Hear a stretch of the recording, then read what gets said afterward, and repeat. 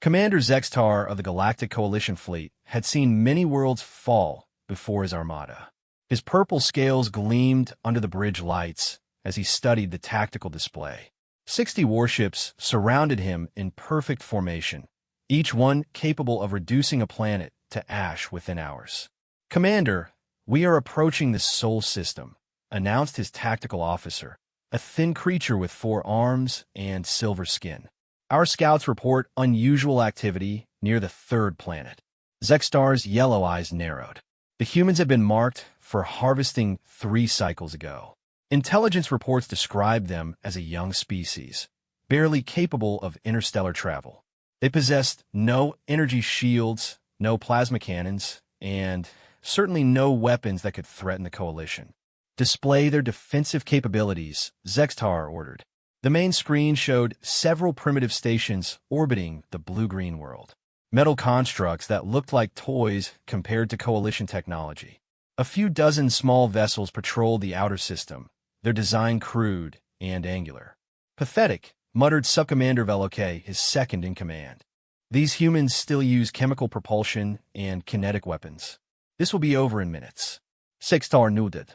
The Coalition had conquered over 300 species in the last millennium. Each time, the pattern remained the same.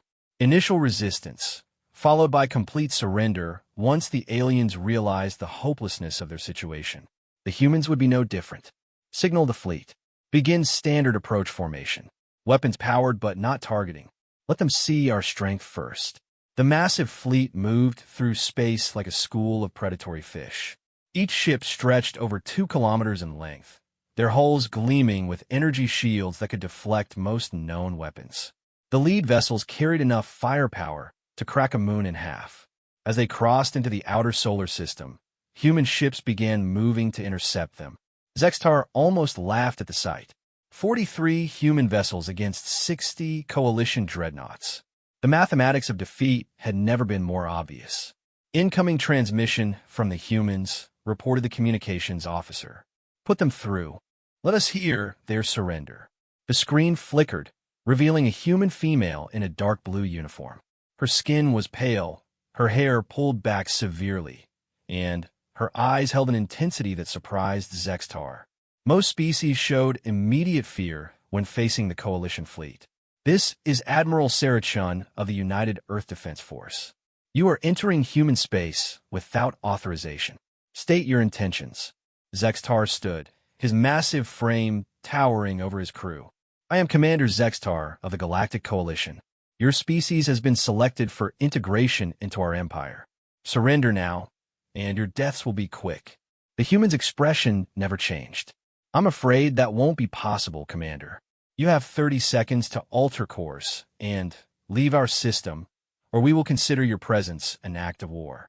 Several officers on Zextar's bridge made clicking sounds that passed for laughter among their species. The audacity of this primitive creature was almost entertaining. "Admiral Chun," Zextar said with mock politeness, "perhaps you should scan our fleet. We possess 60 capital ships, each one carrying weapons that could devastate your homeworld. Your 43 vessels are no match for us." The human leaned forward slightly. "Commander, you've made 2 critical errors in your assessment. And what might those be? First, you've only counted our patrol fleet. Second, you've assumed we're alone out here."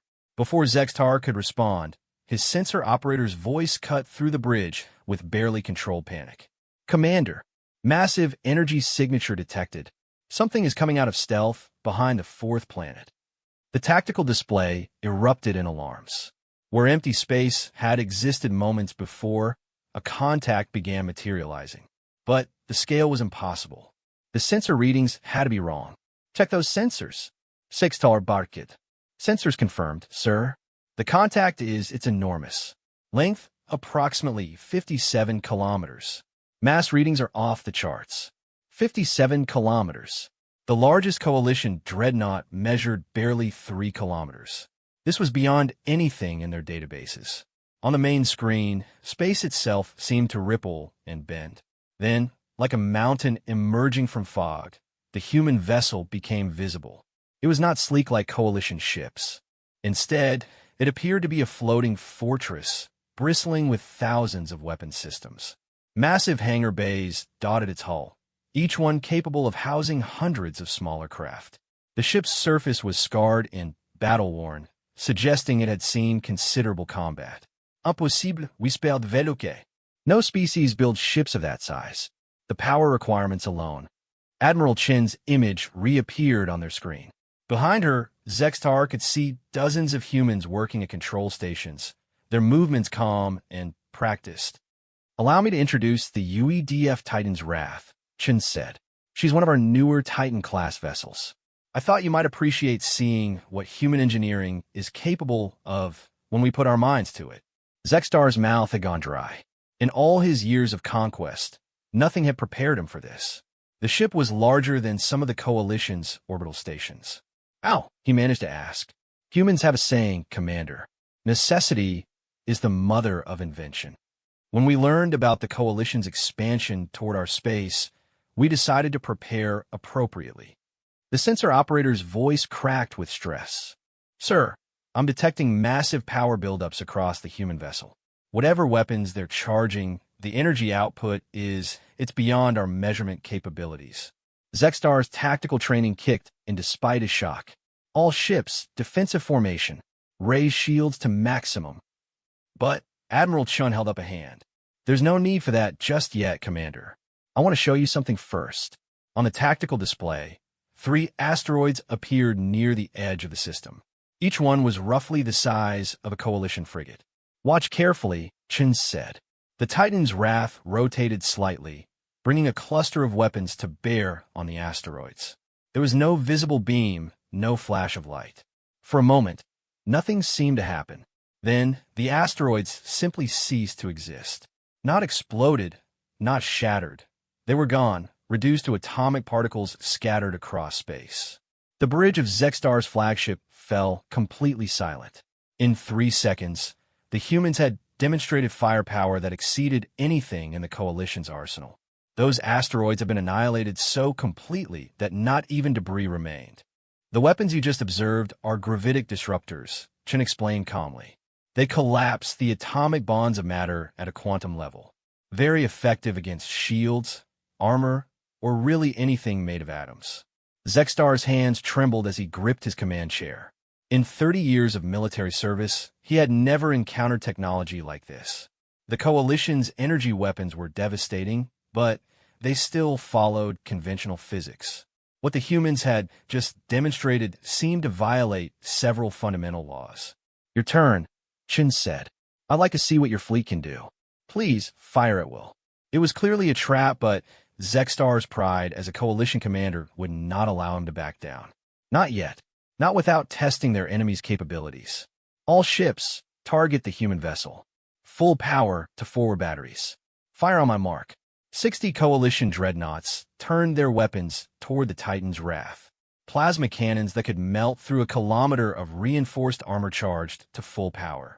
Energy beams capable of carving canyons across a planet's surface focused on their target. "Mark!" Space lit up like a newborn star as 60 ships fired simultaneously. The combined firepower could have destroyed a small moon. Energy beams and plasma bolts streaked across the void, converging on a massive human vessel. The weapon struck the Titan's Wrath and simply disappeared. Not absorbed, not deflected. Absorbed into nothingness as if the ship's hull had become a void in space itself. "Impressive," Admiral Chin commented. "Your coordination is excellent. Now let me show you how we do things." The human ship didn't fire back. Instead, it began to move. Something that large should have been slow and ungainly, but the Titan's Wrath accelerated with impossible grace. It closed the distance between the fleets in seconds, passing through the Coalition formation like a shark among minnows. As it moved, smaller ships began emerging from its hangar bays. Not dozens, but thousands. Each one moved with perfect coordination, swarming around the Coalition vessels like angry insects. But these weren't the primitive human ships Zextar had observed earlier. These craft moved too fast, turned too sharply, defying the laws of physics as he understood them. "Sir," his sensor operator called out. The small craft are attaching to our ships. They're doing something to our hulls. On the tactical display, Zextar watched in horror as the human fighters latched onto his vessels like parasites. Where they touched, the Coalition ship's armor began to dissolve. Not burning or melting, simply ceasing to exist molecule by molecule.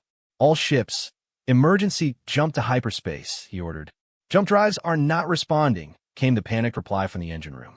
Something is interfering with our navigation systems. Admiral Chen's voice cut through the chaos. I'm afraid we can't let you leave just yet, Commander. You see, we've been preparing for this meeting for quite some time. We've learned a great deal about Coalition technology from your previous conquests. The truth hit Zextar like a physical blow. The Kepler colony. You were there. My science teams studied the wreckage of their fleet very carefully. Your weapons, your shields, your faster-than-light technology, we reverse-engineered all of it. Then, we improved upon it. One by one, Coalition ships began to fall silent as the human fighters completed their work. Weapons systems failed, life support flickered, and engines went dark. But the hulls remained intact, the crews unharmed. This is impossible, Veloke whispered. We are the Galactic Coalition. We have conquered hundreds of worlds. Our technology is supreme. Admiral Chen's image focused on him. Subcommander, you've spent so much time conquering primitive civilizations that you've forgotten how to face an equal opponent. Or in this case, a superior one. Zextar's own ship shuddered as human fighters attached to its hull. Emergency lights began flashing as system after system went offline. Within minutes, his mighty dreadnought was as helpless as a newborn. What do you want from us? He asked, his voice barely above a whisper. Want? Chun laughed, and there was no humor in the sound. Commander, you came to our system planning to murder billions of innocent people. You announced your intention to harvest our species like livestock. What could you possibly offer us that we would want? The bridge fell silent except for the sound of failing systems. Zextar's yellow eyes darted around the tactical display, searching for any hope of escape or victory. There was none. In less than an hour, the most powerful Coalition fleet ever assembled had been rendered completely helpless. However, Chun continued, we're not monsters. Unlike the Coalition, we don't enjoy unnecessary slaughter. You have a choice to make. What choice? You can return to your masters and tell them what happened here. Warn them that humanity is not defenseless and that any future aggression will be met with overwhelming force. Or, she paused, letting the word hang in the air. Or you can refuse to carry our message. In which case, we'll send it ourselves, along with the wreckage of your fleet as evidence. Zextar's mind raced. Everything he had believed about human capabilities was wrong. The Coalition's intelligence reports were not just inaccurate. They were catastrophically misleading. These humans possessed technology that made the Coalition look like children playing with toys. You would spare us? After we came to destroy your world. We're not the Coalition, Commander. We don't kill for pleasure or profit. But, make no mistake, this mercy comes with a price. If any Coalition force ever enters our space again, if any Coalition species ever threatens Earth or her colonies, the response will be swift and absolute. The Titan's wrath began to withdraw, its fighter craft disengaging from the disabled Coalition ships. As the massive vessel moved away, Zextar got his first clear view of its true scale. The ship was not just large. It was a mobile city, a testament to human engineering capabilities that defied everything he thought he knew about their species. Your ships will be released in 1 hour, Chen announced. Use that time to think carefully about what you've seen here today. The galaxy is changing, Commander. The age of Coalition dominance is ending. The transmission cut off, leaving Zextar alone with his thoughts and his broken fleet. Around him, his crew worked frantically to understand what had happened, but he already knew the truth.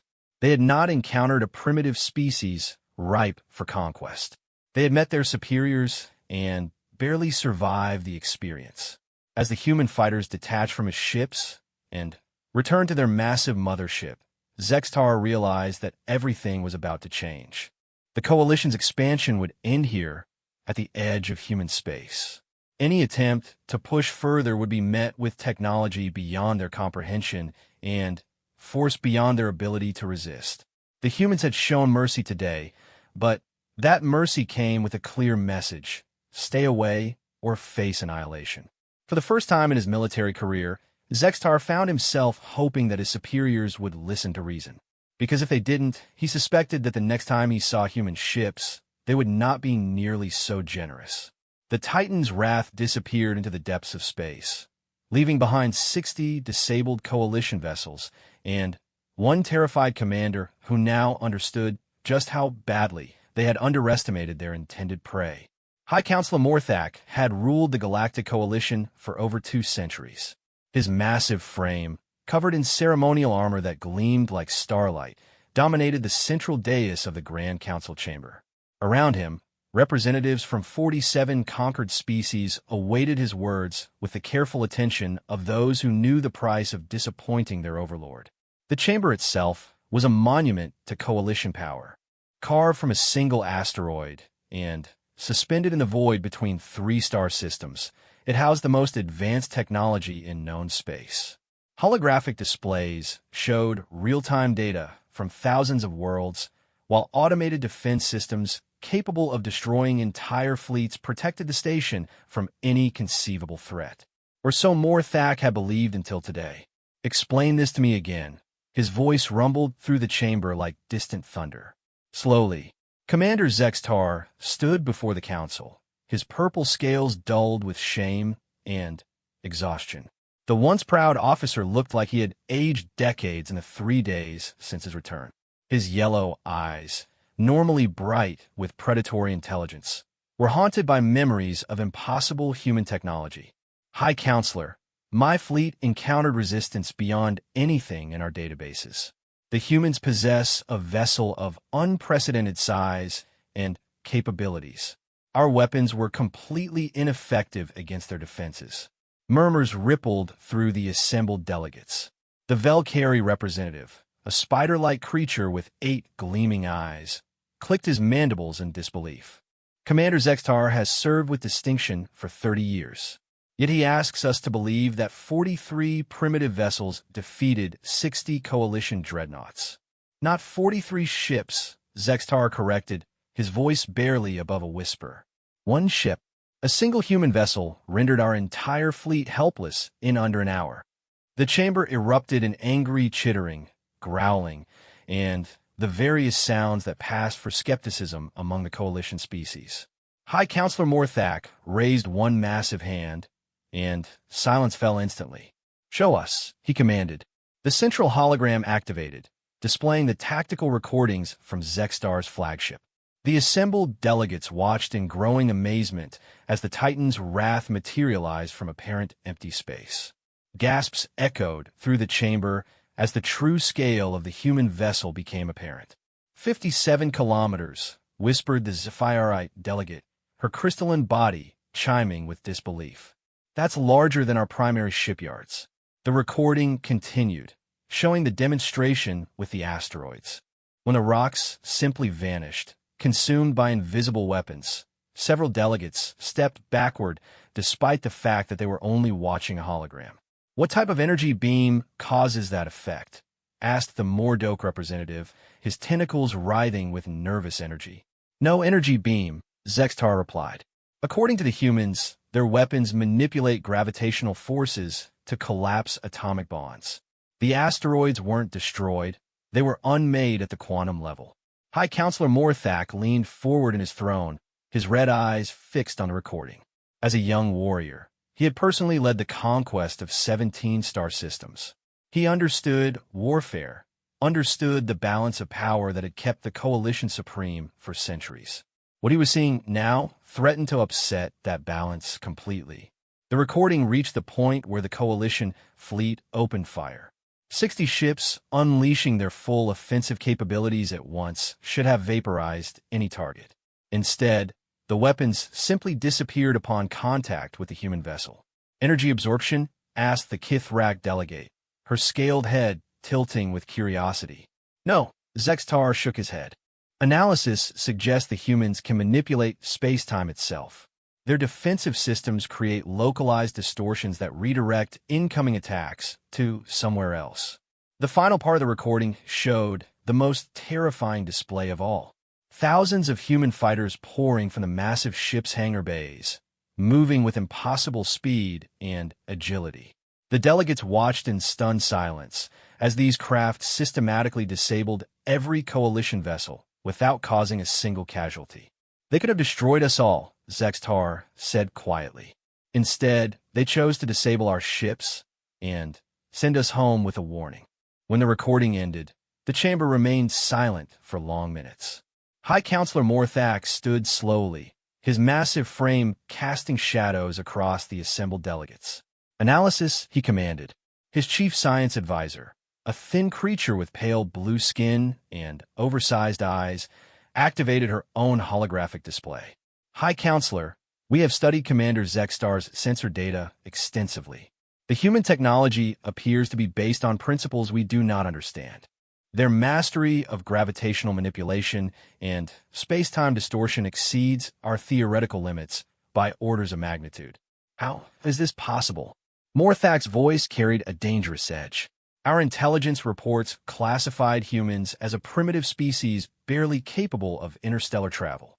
Those reports were accurate 3 years ago, the science advisor replied carefully. However, it appears human technological development has accelerated at an unprecedented rate.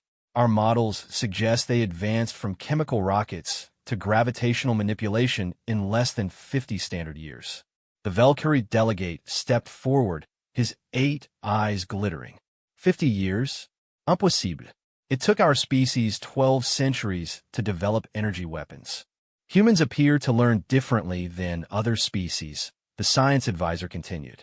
Analysis of their historical databases suggests they excel at reverse engineering and improving capture technology. They also demonstrate unusual creativity in combining disparate scientific principles. High Counselor Morthak's expression darkened. Are you suggesting they learned from our conquered species? Evidence indicates they studied wreckage from multiple coalition battles. The Kepler colony, the Vega Station incident, the Proxima raids, each engagement provided them with samples of our technology. The chamber erupted in angry discussion. The coalition's standard practice of leaving wreckage behind as a warning to other species had apparently backfired catastrophically. Instead of intimidating the humans, it had provided them with a technological education. Silence. Morthak's roar echoed through the chamber. What does this Admiral Chen want from us? Zextar straightened, recalling every word of his final conversation with the human commander. She demands that all coalition forces withdraw from human space immediately and permanently. Any future incursion will be met with what she called overwhelming force. And if we refuse, she indicated that humanity would take proactive measures to ensure their security. The Mordoke delegate's tentacles writhed nervously. Commander, in your professional opinion, could we defeat this human vessel if we assembled our entire battle fleet? Zextar was quiet for a long moment, remembering the casual way the Titan's wrath had moved through space, the impossible swarms of fighters, the weapons that unmade matter itself. No, he said finally. In my opinion, their single ship could destroy our entire navy. The chamber fell silent again. For 2 centuries, the coalition had expanded through overwhelming technological superiority. They had faced species with larger fleets, greater numbers, more resources, but never superior technology. The balance of power that had kept them dominant was crumbling. High Counselor Morthak began pacing, his heavy footsteps echoing through the chamber. What do we know about this Titan's wrath? Is it unique? The science advisor consulted her data. Unknown, High Counselor. However, Admiral Chen referred to it as one of our newer Titan-class vessels. This suggests they have built multiple ships of similar capabilities. Multiple. The Zephyri delegate's crystalline body chimed with alarm. How many? Intelligence estimates are preliminary, but our long-range sensors have detected massive construction activity in the human system. Whatever they're building it in large quantities. Morthak stopped pacing and turned to face his military council. General Vexhan, could we overwhelm them with numbers? Assemble every ship in the coalition fleet. The grizzled military commander, his cybernetic implants gleaming in the chamber's light, shook his massive head. High Counselor, even if we mobilized every vessel from all 47 member worlds, the mathematics are not encouraging. If they possess even 5 ships with capabilities similar to what Commander Zextar described, our numerical advantage becomes meaningless. What about orbital bombardment? Destroy their home world before they can respond. Sir, Zextar interjected, I believe that would be a fatal mistake. All eyes turned to the disgraced commander. Morthak's expression was dangerous. Explain. High Counselor, the humans demonstrated technology we cannot comprehend. But more than that, they showed restraint. Admiral Chun could have destroyed my entire fleet without effort, yet she chose to send us home with a warning. This suggests they prefer diplomatic solutions when possible. Your point, if we attack their homeworld, we remove any incentive for them to show mercy. They become an enemy with nothing left to lose and the technology to destroy us all. The Kithrak delegate hissed softly. You're suggesting we negotiate with primitives? I'm suggesting we acknowledge reality, Zextar replied. The humans are no longer primitive. They may be the most technologically advanced species in the galaxy. High Counselor Morthak resumed his pacing. For 2 centuries, he had ruled through strength and fear. The coalition existed because their enemies knew resistance was futile. But now, for the first time, he faced an opponent who might be stronger than him. What are their demands exactly? They want us to stay out of their space, Zextar replied. No coalition ships within 50 light-years of any human colony or outpost. No interference with human exploration or expansion. And what? They want reparations for the species we've conquered. Admiral Chun was very specific about that point. The chamber erupted in outraged howls and angry chittering. The very idea of paying reparations to defeated species was beyond insulting. It challenged the fundamental order that had kept the coalition in power for centuries. Unacceptable, roared the Velcari delegate. We are the masters of this galaxy. We do not negotiate with inferior species. But High Counselor Morthak was studying the tactical recordings again, watching the casual way the human vessel had disabled 60 coalition dreadnoughts. Superior technology changed everything. The laws of physics didn't care about pride or tradition. Science advisor, he said quietly, in your professional opinion, what would happen if we ignore their warnings and continue our expansion toward human space? The pale creature consulted her data carefully before answering. Based on observed capabilities, the humans could systematically destroy every coalition fleet, disable every coalition world, and dismantle our entire civilization. The only question would be how long they chose to take doing it. The silence that followed was deafening. For the first time in coalition history, they faced an enemy they could not defeat, could not intimidate, and could not ignore. There is another consideration. The science advisor continued hesitantly. The humans appear to be rapidly expanding their own sphere of influence.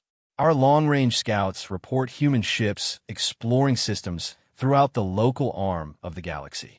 If their expansion continues at current rates, they could surround us, Morthak finished. Cut us off from new conquest targets and potential resources. Yes, High Counselor. Morthak stood in silence for several minutes, weighing options that all seemed to lead to the same conclusion. The coalition had built its power on being the strongest force in the galaxy. But strength was relative, and apparently they were no longer the strongest. Commander Zextar, he said finally, you will return to human space. You will inform this Admiral Chun that the coalition acknowledges their territorial claims and agrees to maintain the requested buffer zones. The chamber erupted in shocked protests, but Morthak's roar silenced them instantly. You will also inform her that the coalition is interested in establishing formal diplomatic relations. High Counselor, protested the Mordoke delegate. This sets a dangerous precedent. If other species learn that the mighty coalition negotiated with humans, then they will learn that the coalition is wise enough to recognize superior force when we encounter it. Morthak replied coldly. Commander Zextar will carry our diplomatic overtures to Earth, and he will make it very clear that we have no hostile intentions toward humanity or their expanding territories. Zextar bouva deeply. It will be done, High Counselor. As the disgraced commander prepared to depart, Morthak pulled him aside. Tell me honestly, Zextar, do you believe they mean us harm? The purple-scaled officer considered carefully. No, High Counselor. Admiral Chun could have destroyed us easily, but she chose diplomacy instead. I believe humans prefer peaceful solutions when possible. But I also believe they will not hesitate to use overwhelming force if threatened. Murtok nodded slowly. Then, we will give them no reason to feel threatened. As Zextar left the chamber, the High Counselor stood alone before the tactical displays showing Coalition territory.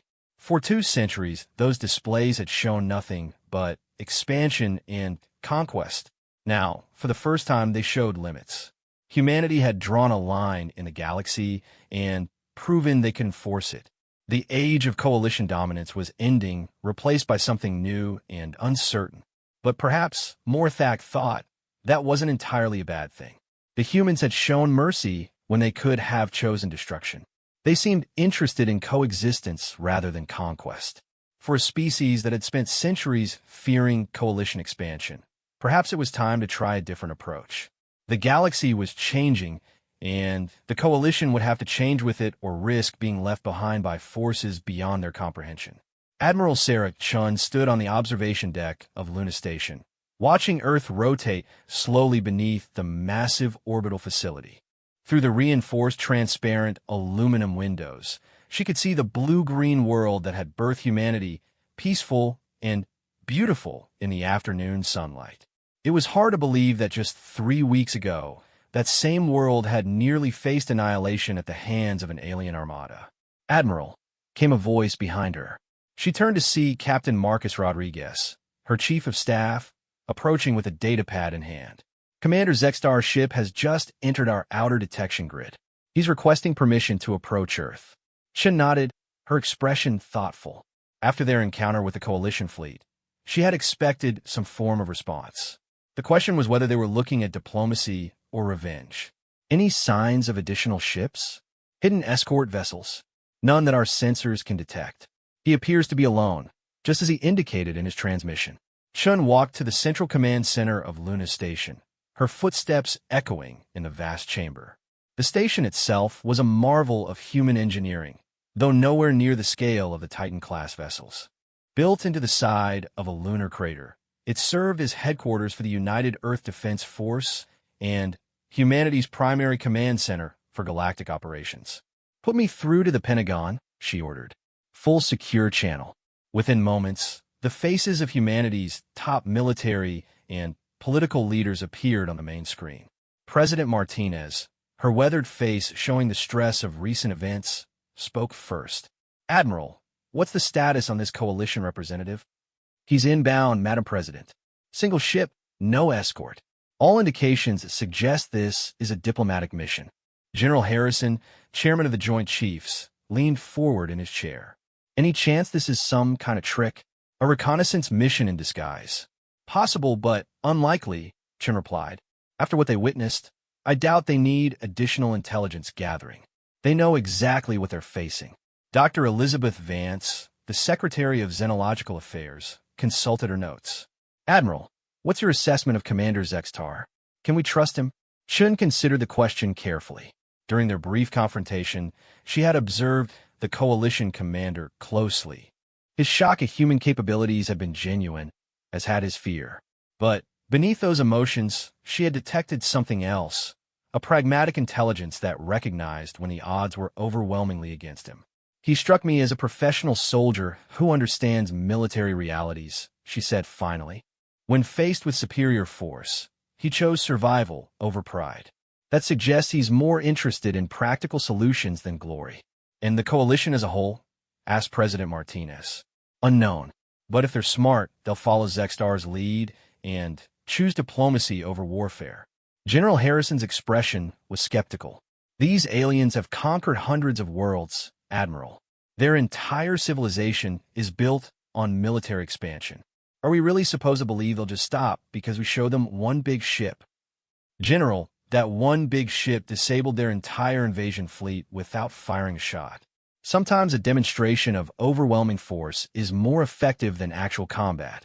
Dr. Vance pulled up a holographic display showing coalition territorial expansion over the past century. The psychological impact can't be understated. 4 generations, they've been the strongest force in the galaxy. Suddenly, discovering they're not might cause a fundamental shift in their worldview. President Martinez nodded slowly. What are our options if this goes badly? If they decide to come back with their entire fleet?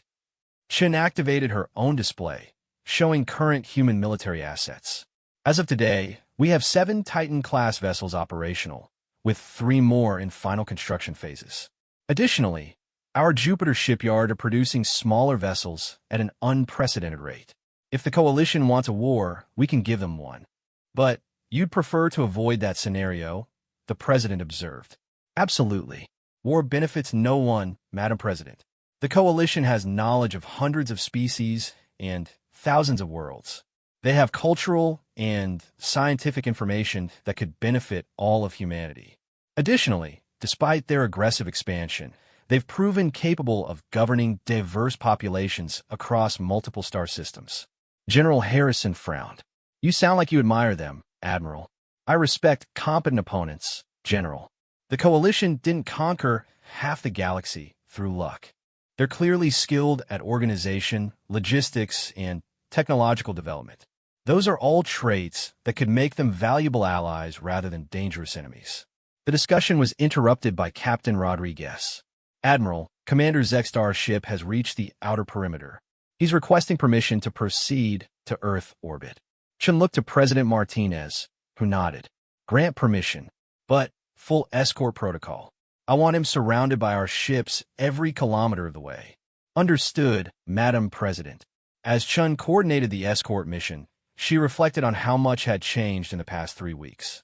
Before the Coalition's arrival, humanity had been a minor species struggling to establish its first interstellar colonies.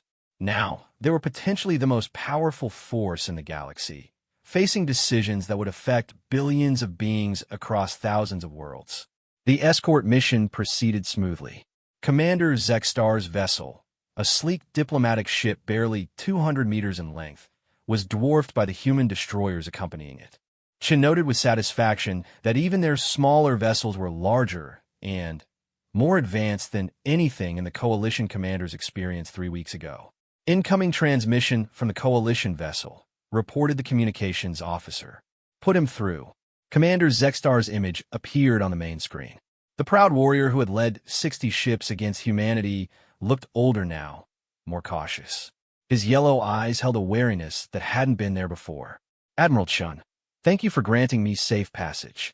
I come bearing a formal message from High Counselor Morthak of the Galactic Coalition. I am listening, Commander. Zextar's posture straightened as he delivered what was clearly a prepared statement. The Galactic Coalition acknowledges humanity's territorial claims and agrees to maintain the buffer zones you requested. High Counselor Morthak wishes to establish formal diplomatic relations between our species. Chen kept her expression neutral, though inwardly she was pleased.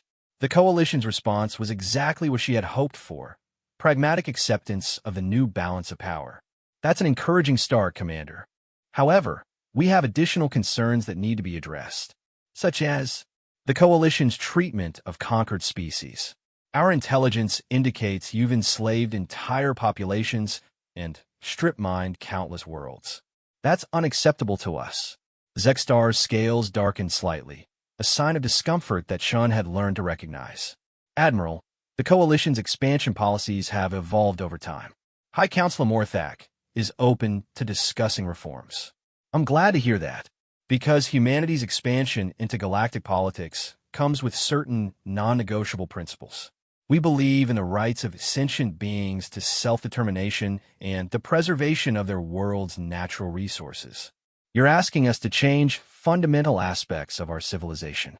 I'm informing you of the conditions under which we're willing to coexist peacefully, Chen replied. The Coalition can continue to exist and even prosper, but not by enslaving others. Commander Zextar was quiet for several moments, clearly processing the implications. Finally, he spoke again.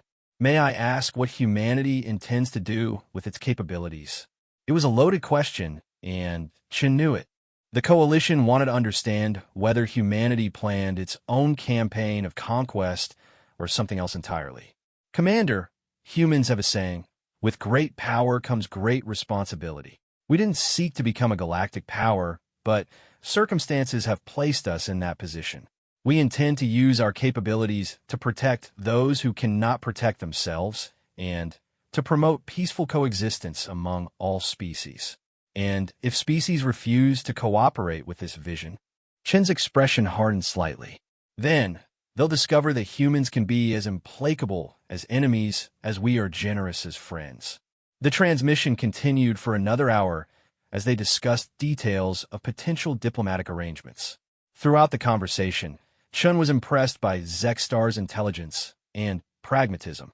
He clearly understood that the old order was changing and was attempting to position the coalition advantageously in the new reality. As the diplomatic ship was escorted to Earth orbit, Chen called another conference with human leadership. Initial assessment, asked President Martinez. They're scared but rational, Chen replied. The coalition understands they can't fight us and win, so they're choosing adaptation over extinction. That's encouraging. Dr. Vance pulled up analysis charts. Our xenological teams have been studying coalition society based on intercepted communications. They're more flexible than we initially thought. Their expansion was driven partly by resource needs and partly by cultural momentum. If we can address the resource issues and provide alternative paths for achievement, you think they could be reformed? General Harrison asked skeptically. I think any species intelligent enough to build an interstellar empire is intelligent enough to recognize when their current path leads to destruction, Chen replied. The question is whether they're willing to change direction. President Martinez looked thoughtful. What are our long-term goals here, Admiral? Where do we want this relationship to go? Chen activated a galactic map, showing current territorial distributions. Ideally, we want to transform the coalition from a conquering empire into a cooperative federation. They have incredible organizational experience and knowledge of hundreds of species. If channeled properly, that could become the foundation for a peaceful galactic community. And if they refuse, then we continue expanding our own influence while containing theirs. But I believe they'll choose cooperation.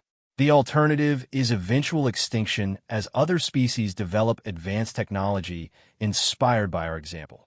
The conference was interrupted by an urgent communication from deep space monitoring stations. Admiral, Captain Rodriguez reported, we're detecting massive coalition fleet movements. Multiple task forces converging on their core systems. The room fell silent. Chun felt her heart rate increase as worst-case scenarios flashed through her mind. Are they massing for an attack? Unknown, but the force concentrations are unprecedented. Our estimates suggest they're mobilizing their entire navy. General Harrison was already pulling up tactical displays. How long until they could reach Earth? At maximum coalition speed. Approximately 6 days, Chen replied. But our deep space sensors would detect them long before that. President Martinez's expression was grim. Are we looking at war, Admiral? Before Chen could respond, another communication came through. This time it was Commander Zextar, his image appearing on the emergency channel. Admiral Chun, I've just received an urgent communication from High Counselor Morthak. Our fleet movements are not preparations for war. Then what are they? Chen demanded. The High Counselor is recalling all coalition forces from conquered territories. Every ship, every occupation force, every colonial administration. He's implementing what he calls the Great Withdrawal. Chen blinked in surprise. I don't understand. High Counselor Morthak has decided that the coalition's expansionist phase is ending. He's returning conquered worlds to their original inhabitants and establishing new policies based on cooperation rather than domination. The implications hit Chun like a physical blow. The coalition wasn't preparing for war. They were voluntarily dismantling their empire. Commander, are you telling me that your government is abandoning centuries of conquest because of one encounter with human forces? Zextar's expression was weary but resolute. Admiral, you've made it very clear that the old ways lead to conflict with humanity. High Counselor Morthak is choosing the path that leads to survival and eventual prosperity for all our species. Chun looked around the conference room at the stunned faces of human leadership. In her wildest dreams, she had hoped for a peaceful resolution to the coalition crisis. But she had never imagined that demonstrating human capabilities would trigger such a massive transformation in galactic politics. Commander, humanity appreciates High Counselor Morthak's wisdom. We're prepared to assist in any way possible with this transition. Your assistance would be welcome, Admiral. This transformation will not be easy. Many coalition species profit from the current system and will resist change. Others may attempt to fill the power vacuum we're creating. Chun nodded slowly. Humanity had succeeded in ending the coalition's aggressive expansion, but that victory came with new responsibilities. They were now the dominant force in the galaxy, whether they wanted that role or not. Commander, please inform High Counselor Morthak that Earth stands ready to support the coalition's peaceful transformation. We'll provide technological assistance, security support, and whatever resources are needed to ensure this transition succeeds. As the transmission ended, President Martinez looked at her senior staff with a mixture of pride and trepidation. Ladies and gentlemen, it appears we've just become the galactic peacekeepers. God help us all. 6 months after the Great Withdrawal began, the galaxy looked nothing like it had before humanity's first contact with the coalition. Admiral Sarah Chun stood in the command center of Nexus Station, a massive joint facility constructed at the intersection of human and former coalition space. Through the observation ports, she could see ships from dozens of species working together on construction projects that would have been impossible under the old Imperial system. Final status report from the Vega Liberation Fleet, announced Captain Torres, her new operations coordinator. The last coalition forces have evacuated the system. The native vegans are requesting assistance establishing their new planetary government. Chun nodded, making notes on her datapad. The liberation process had been more complex than anyone anticipated. Many species had lived under coalition rule for so long that they had forgotten how to govern themselves. Others had been so integrated into the imperial system that complete independence wasn't practical or even desired. How many worlds does that make? She asked. 237 fully liberated systems, Torres replied. 18 more are scheduled for evacuation over the next month, and 43 have chosen to remain in voluntary association with the Reformed Coalition. The numbers were staggering. In 6 months, the most successful empire in galactic history had voluntarily dismantled itself, returning independence to hundreds of worlds and billions of beings. The transformation hadn't been without challenges. Some coalition hardliners had attempted military coups, while opportunistic species had tried to claim abandoned territories. But overall, the process had succeeded beyond anyone's expectations.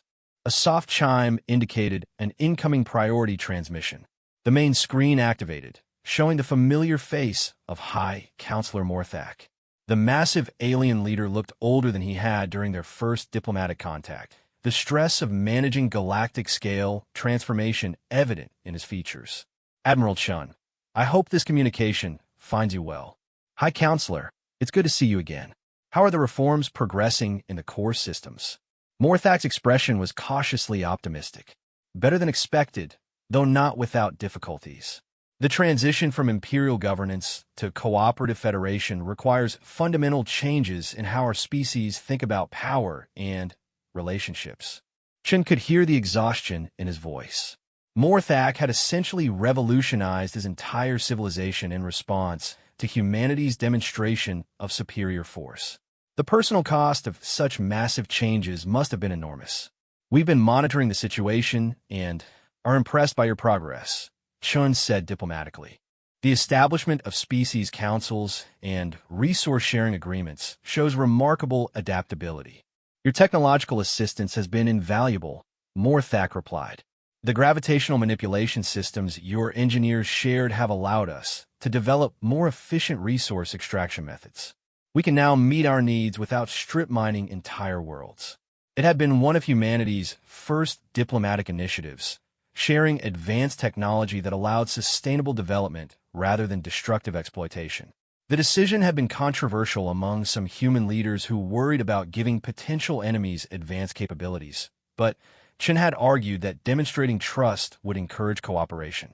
High Counselor, I wanted to discuss the situation in the Rigel sector. Our scouts report some concerning developments. Morthak's expression darkened. The hegemony incursions. Yes, we're aware of the problem. Chen activated a tactical display showing the galaxy's outer rim. 3 separate species have abandoned their homeworlds in the past month. All report attacks by unknown vessels using technology similar to Coalition designs. But more advanced, Morthak finished grimly. Admiral, there's something I haven't told you about Coalition history. We weren't the first interstellar empire in this galaxy. Chun felt a chill run down her spine. Explain. 700 years ago, the hegemony controlled most of the galaxy. They were different from us. Where the Coalition sought to rule through strength, the hegemony sought to control through assimilation. They didn't conquer species, they absorbed them, rewriting their genetic codes and cultural patterns to create perfect servants. The implications were staggering. What happened to them? They overextended themselves. The constant genetic manipulation and forced evolution created instabilities in their population. Civil wars erupted across their territory. We thought they had destroyed themselves completely. But they survived. Apparently, some hegemony cells retreated to the galactic edge and spent the last 7 centuries rebuilding. Now, with the Coalition's withdrawal creating power vacuums, they're expanding again. Chen studied the tactical displays more carefully. The attack patterns did suggest a coordinated campaign rather than random raiders. What are their capabilities compared to current Coalition technology? Unknown, but potentially significant. They had 700 years to advance their biotechnology while we focused on conventional weapons and ships. Their approach to warfare is fundamentally different from ours. In what way? Morthak was quiet for several moments, clearly struggling with unpleasant memories. The hegemony doesn't destroy enemies, Admiral. They perfect them. Any species that falls under their control becomes part of their collective consciousness. Individual identity ceases to exist. Chun felt her blood run cold. Humanity had just finished dealing with a conquering empire that, despite its flaws, at least allowed conquered species to maintain their basic identity and culture. The hegemony sounded infinitely worse. High Counselor, do you believe the hegemony poses a threat to human space? I believe the hegemony poses a threat to all independent life in the galaxy. Morthak replied gravely. They view diversity as inefficiency and individual consciousness as a flaw to be corrected. Your species' rapid technological advancement and influence over galactic politics would make you a priority target. Chen activated her emergency communication protocols. High Counselor, I need to convene an immediate meeting of the Galactic Council. Every free species needs to understand what we're facing. Within hours, representatives from 47 species had gathered at Nexus Station. The meeting hall, designed to accommodate diverse physiological needs, buzzed with nervous energy as delegates learned about the hegemony threat. Dr. Keshari of the newly liberated Vegan Republic spoke first. Her avian features were sharp with concern. High Counselor Morthak, you're asking us to believe that there's an enemy more dangerous than the Coalition ever was? I'm informing you of a threat that makes the Coalition's expansion look benign by comparison. Morthak replied. The Coalition conquered worlds, but allowed conquered species to maintain their essential nature. The hegemony erases that nature entirely. Ambassador Veloke, representing the Reformed Coalition, activated a holographic display. We've analyzed the attack patterns in the Rigel sector. The precision and coordination suggest technology far beyond what we possessed at our peak. Captain Rodriguez, representing humanity, leaned forward. What kind of technology are we talking about? Energy weapons? Gravitational manipulation? Bioweapons, Morthak said quietly. The hegemony's primary technology is genetic manipulation. They can rewrite a being's DNA in real time, turning enemies into allies at the molecular level. Traditional defenses are useless against such attacks. The chamber fell silent as delegates contemplated the implications. Energy shields and armor plating meant nothing against weapons that could reprogram their biology. Dr. Elizabeth Vance, Earth's chief xenobiologist, spoke up via holographic link. High Counselor, what kind of defenses can be developed against biotechnology of that sophistication? Unknown, Morthak admitted. When the coalition first arose, we inherited some hegemony technology from abandoned facilities. But we never fully understood their biological sciences. They operated on principles that seemed to violate natural laws. Admiral Chin stood, her expression determined. Then, we'll have to learn.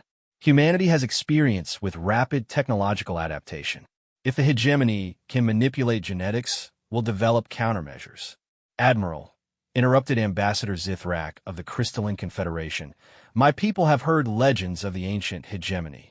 According to our oldest records, they possess the ability to assimilate entire biospheres. Planets under their control became single organisms serving the collective will. The chamber erupted in alarmed chittering and growling from various species. The idea of planetary assimilation went beyond mere conquest into something approaching cosmic horror. Chun raised her hand for silence. How long do we have before they reach our core territories?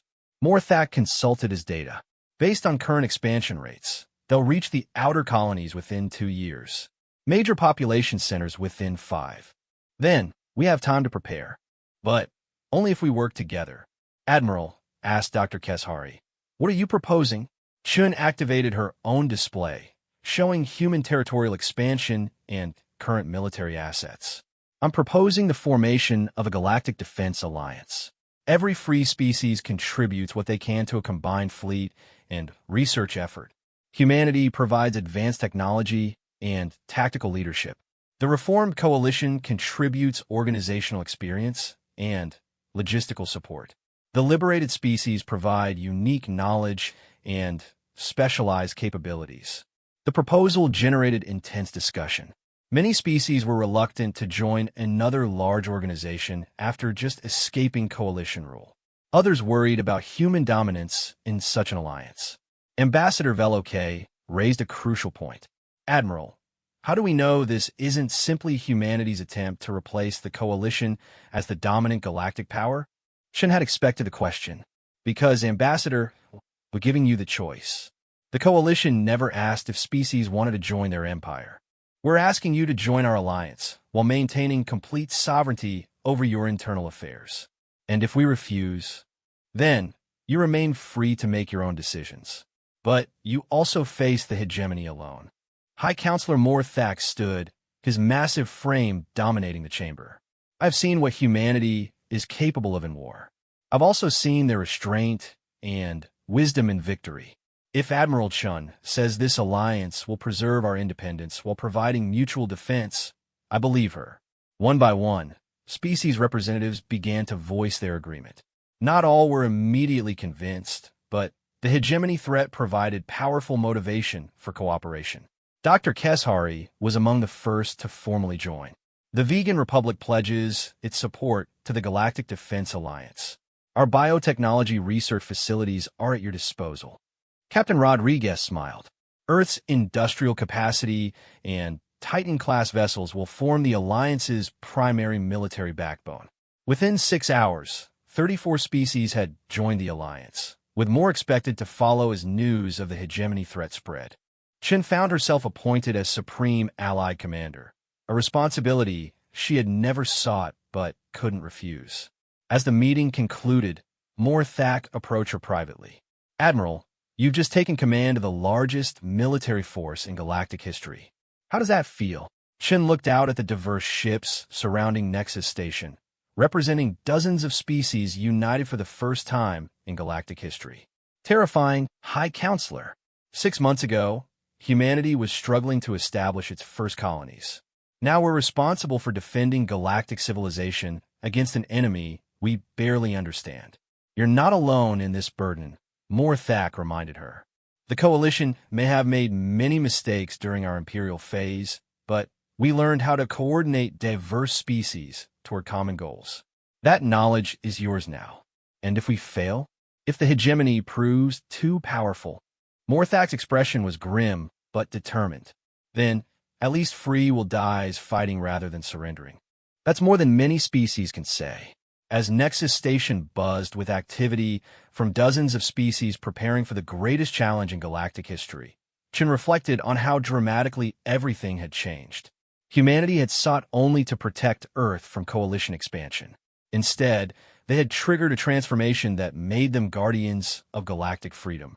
The hegemony was coming, bringing with it the threat of universal assimilation and the end of individual consciousness. But for the first time in galactic history, every free species was united in opposition. It would have to be enough.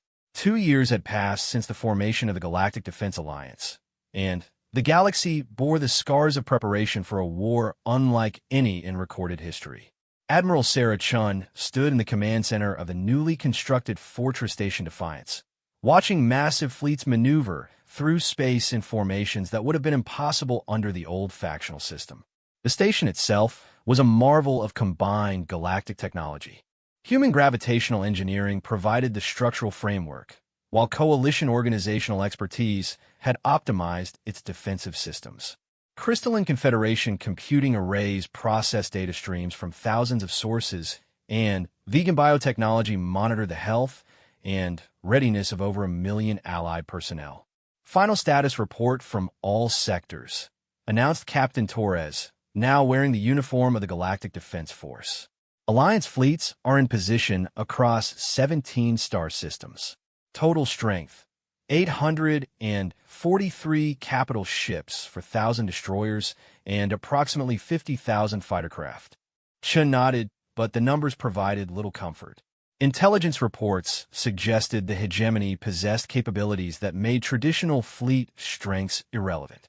Over the past year, entire worlds had gone silent as the ancient enemy expanded from the galactic rim. Each lost system provided more resources for their biotechnological assimilation processes. Any word from the deep space reconnaissance teams? Reconnaissance Group 7 reported contact with hegemony advanced forces in the outer spiral. The results were troubling. Chen's expression darkened. "Show me." The main holographic display activated, revealing footage from the encounter. 3 Alliance destroyers had encountered a single hegemony vessel, expecting to gather intelligence about enemy capabilities. What followed defied everything they thought they knew about space combat. The hegemony ship appeared to be grown rather than built. Its organic curves and pulsing energy patterns suggested biotechnology advanced beyond anything in Alliance databases. When the Alliance ships opened fire, their weapons had no visible effect. Energy beams and kinetic projectiles simply disappeared upon contact with the enemy hull. But that wasn't the worst part. "Watch what happens next," Torres said grimly. On the recording, tendrils of some unknown energy reached out from the hegemony vessel toward the Alliance ships. As the energy made contact, the human crews began changing. Their body language shifted, their communications became eerily synchronized, and their tactical decisions suddenly favored the enemy. "Biological assimilation in real time," reported Dr. Vance via holographic link from Earth. "The hegemony appears to have weaponized their genetic manipulation technology. They can convert enemy crews into willing servants within minutes." Chun felt sick watching the footage. 3 ships full of brave Alliance personnel had become hegemony assets in less than an hour. The crews weren't dead. In many ways, that would have been preferable. They were still alive, but no longer themselves. "Do we have any countermeasures?" "Limited success with biological isolation protocols," Dr. Vance replied. "But the hegemony technology operates on principles we're still trying to understand.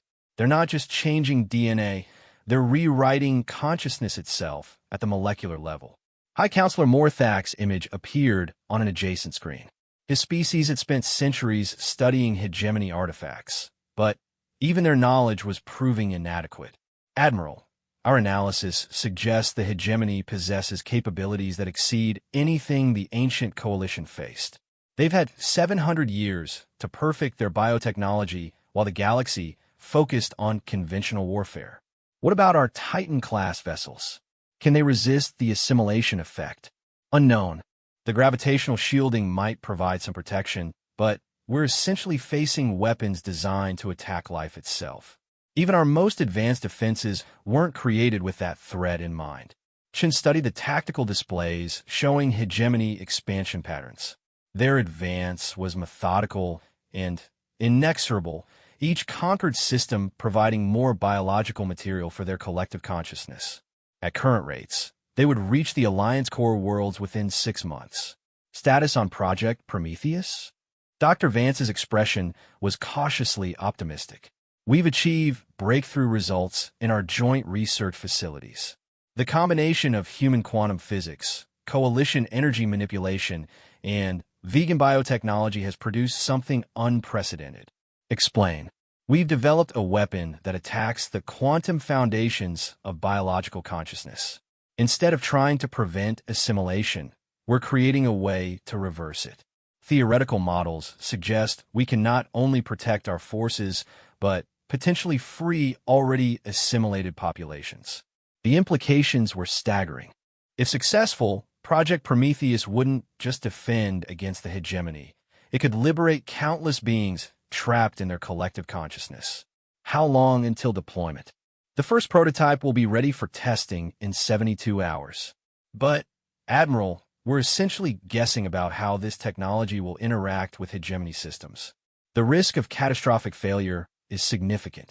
Before Chen could respond, alarm klaxons began sounding throughout the station. Emergency tactical displays activated, showing massive energy signatures approaching from the galactic rim. Contact report, Chen ordered. Captain Torres' voice was tight with controlled panic. Admiral, we're detecting an enormous hegemony fleet approaching the Rigel defense line. Preliminary count suggests over 2,000 vessels, with energy signatures beyond our measurement capabilities. Chen felt her heart rate spike. The hegemony had apparently decided to end their gradual expansion with a massive assault on Alliance positions. This was the moment they had prepared for, but facing it in reality was far different from theoretical planning. Signal all Alliance forces. This is Admiral Chen with Priority Alpha authorization. Operation Starwall is now active. All units proceed to defensive positions and await further orders. Across 17 star systems, the greatest military force in galactic history began moving into position. Human Titan-class vessels formed the backbone of the defense, their massive frames bristling with weapons that could crack planets. Coalition dreadnoughts provided mobile firepower and tactical coordination. The liberated species contributed specialized capabilities, crystalline ships that could phase through solid matter, vegan biotechnology that could adapt to any environment, and dozens of other unique advantages. Admiral, reported the communications officer, incoming transmission from the hegemony fleet. They're requesting to speak with Alliance leadership. Chen was surprised. The hegemony had never attempted communication during previous encounters. Put them through. The main screen flickered, revealing something that made several Alliance officers step backward in shock. The creature addressing them had once been humanoid, but extensive biological modification had transformed it into something else entirely. Multiple eyes provided 360-degree vision, while additional limbs allowed simultaneous operation of dozens of control systems. Most disturbing of all, its movements showed perfect coordination with others of its kind visible in the background. I am primary node of the Hegemony Collective. It announced in a voice that somehow seemed to come from multiple throats simultaneously. You are Admiral Chen of the inefficient beings who resist optimization. That's one way to put it, Chen replied, keeping her voice steady despite the horror of what she was seeing. What do you want? To offer cessation of hostilities. Your species demonstrates advanced technological capabilities that would enhance the collective. Surrender now, and your biological patterns will be preserved in optimized form. Chen looked around the command center at the faces of her staff. Humans, former coalition species, liberated worlds, all united in their determination to remain free. I'm afraid we'll have to decline your generous offer. We prefer our consciousness unoptimized. The primary node's expression didn't change. Chen wasn't even sure it was capable of individual emotional responses. Inefficient. Individual consciousness leads to conflict, waste, and inevitable extinction. The collective offers eternal existence in perfect harmony, at the cost of free will. Free will is an illusion. All decisions arise from biological programming and environmental factors. The collective simply optimizes these processes for maximum efficiency. Chun found the creature's casual dismissal of individuality more chilling than any threat. You're wrong. Free will isn't about efficiency. It's about the right to make choices, even bad ones. It's about being responsible for our own destiny. Your philosophy will not protect you from assimilation. Surrender now, or face optimization through conquest. The transmission ended, leaving the command center in tense silence. Chun looked at the tactical displays showing 2,000 hegemony vessels approaching their defensive lines. The odds were overwhelming, but surrender meant the end of individual consciousness for every being in the galaxy. All stations, this is Admiral Chun. In approximately 6 hours, we will face an enemy that seeks to erase everything that makes us unique. They offer us perfection at the cost of our souls. I say we show them why imperfect, chaotic, inefficient free will is worth fighting for. The response from Alliance forces was immediate and overwhelming. Thousands of voices from dozens of species pledged their determination to resist assimilation. For the first time in galactic history, every free being was united in defense of the same principle, the right to remain themselves. Signal the Prometheus research team, Chun ordered. Whatever they have, we need it now. As the hegemony fleet closed on Alliance positions, the greatest battle in galactic history was about to begin. On one side stood the collective consciousness of an ancient empire, perfect in its efficiency and absolute in its certainty. On the other stood the chaotic alliance of free species, united only by their refusal to surrender their individuality. The outcome would determine whether the galaxy remained a place of diversity and freedom or became a single, unified consciousness spanning the stars. Chun looked out at the approaching enemy fleet and knew that whatever happened next would echo through eternity. The age of individual consciousness was either about to end forever or be reborn stronger than ever before. There would be no middle ground in the battle ahead.